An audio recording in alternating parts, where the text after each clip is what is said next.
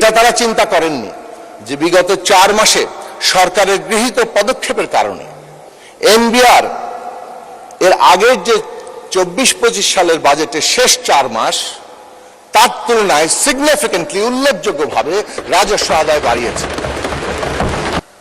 অর্থায়ন নিয়ে সবার যে উদ্বেগ সেটা অস্বাভাবিক নয়, কিন্তু এই অর্থায়নে যে 6,95,000 কোটি টাকা আমাদের রাজস্ব আদায়ের লক্ষ্যমাত্রা ঠিক করা হয়েছে, বর্তমান যে পারফরমেন্স এনবিআর এর সেটা দিয়ে সবাই আশঙ্কা করছেন এই টাকা উঠবে না।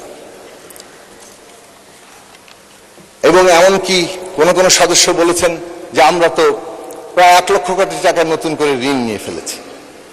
আমাদের বাজেট ইয়ার তো শেষ দিকেই আসে এবং আমরা যখন এই সরকার দায়িত্ব নিয়েছে 4 মাস হচ্ছে চলতি বছরের শেষ দিক, তো শেষ দিকেই তো ঋণগুলো বেশি হবে। এই ঋণের নিয়ে চিন্তা করার চাইতে এটা তারা চিন্তা করেননি যে বিগত 4 মাসে সরকারের গৃহীত পদক্ষেপের কারণে এনবিআর এর আগের যে 24-25 সালের বাজেটের শেষ 4 মাস তার তুলনায় সিগনিফিকেন্টলি উল্লেখযোগ্যভাবে রাজস্ব আদায় বাড়িয়েছে। মাননীয় অর্থমন্ত্রী তার বক্তৃতায় এর হিসেব সহ হাজির করবেন আশা করি।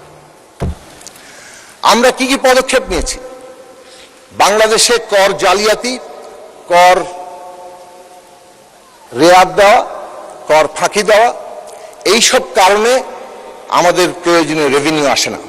সে কারণে আমরা অটোমেশনের মধ্যে গিয়েছি, কর জালিয়াতি, কর ফাঁকি এবং কর রেয়াত এগুলো যাতে বন্ধ করা যায়, যার ফলে উন্নতি দেখা যাচ্ছে ইতিমধ্যেই। এবং অটোমেশন খুব দ্রুত সম্পন্ন হবে। একটু আগেই এই এনবিআর অটোমেশনের সহ আরো 5টি প্রতিষ্ঠানের অটোমেশনের যে কর্মসূচির উদ্বোধন, সেইগুলো প্রোগ্রাম থেকে আমি এসেছি। সেই জায়গা থেকে বলতে পারি যে অটোমেশন দ্রুততম সময়ের মধ্যে সম্পন্ন করে এই বাজেটের যে অর্থায়নের লক্ষ্যমাত্রা অভ্যন্তরীণ আয় থেকে করা হচ্ছে সেটা আমরা পূরণ করতে সক্ষম হব এবং সেই পথেই আমরা এগিয়ে যাব। ট্যাক্স বেস বাড়ানো হয়েছে, ট্যাক্সের কিন্তু উপরের দিকে বাড়ানো হয়নি। এখন অনেকেই ট্যাক্স বেস যখন বাড়ানো হয় তখন আবার কার কার কাছে গেলেও মুদি দোকানদার কাঁচা বাজার পর্যন্ত যাবে কিনা সে নিয়ে উদ্বেগ প্রকাশ করেন। উদ্বেগ নিঃসন্দেহে আমাদের প্রকাশ করতে হবে, কেননা জনগণকে আমাদের স্বস্তিও দিতে হবে। কিন্তু অত্যন্ত যৌক্তিকভাবে এই ট্যাক্স বেস বাড়ানো হয়েছে এবং প্রাথমিকভাবে যাতে দক্ষতার সাথে এই ট্যাক্স আদায় করা যায় তার জন্য ফ্ল্যাট রেটে সামর্থ্য অনুযায়ী এটা নির্ধারণ করা হবে।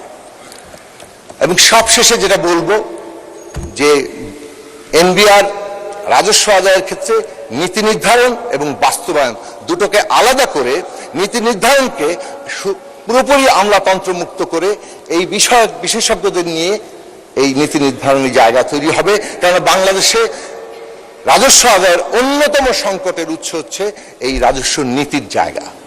3টা গুরুত্বপূর্ণ নীতিগত জায়গা নেওয়ার কারণে এইটা আমরা স্পষ্ট করে বলতে পারি। এবং রাজস্ব ফাঁকি, রাজস্ব এই যে রেয়াত দেওয়া, এই সমস্ত কিছু বন্ধ করার দৃঢ় উদ্যোগের কারণে আমরা স্পষ্ট করে বলতে পারি যে এই অর্থ বছরে, আগামী অর্থ বছরে আমরা যে লক্ষ্য